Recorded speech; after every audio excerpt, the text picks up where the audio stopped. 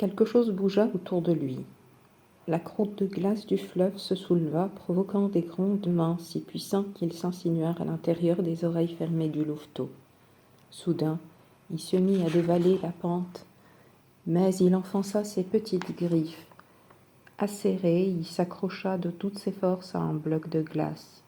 Le sort est parfois cruel, le louveteau gagna 2 sens vitaux, la vue et l'ouïe.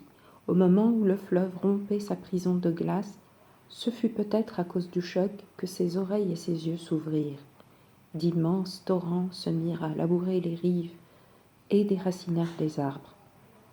Le louveteau s'enfonçait à présent dans les eaux glacées du fleuve. Il se cramponna plus fort avec sa patte tordue qui semblait avoir une meilleure prise. Il aurait sans doute été plus facile et moins douloureux d'abandonner, de se laisser noyer, mais l'instinct de survie commandait. Il ouvrit plus grand les paupières et l'éclat de la pleine lune lui fit plisser les yeux. Il apprit ainsi sa première leçon. Il pouvait ajuster ses yeux à la luminosité.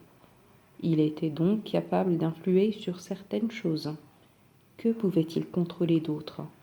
Pouvait-il faire revivre la chaleur d'avant, retrouver le parfum du lait, son goût, la cohue de ces petites boules de poils qui se bousculaient et retombaient sur lui alors qu'elles se ruaient vers les mamelles, les vibrations rythmées et rassurantes qu'il ressentait en se pressant près du grand corps de sa mère pour téter. Des gerbes d'eau glaciale l'éclaboussaient, mais il tenait bon. De temps en temps, il sentait le bloc de glace tournoyer sur place. La lumière se mettait à tourbillonner, et il était pris d'une nausée étourdissante. Alors, il fermait fort les yeux pour se stabiliser.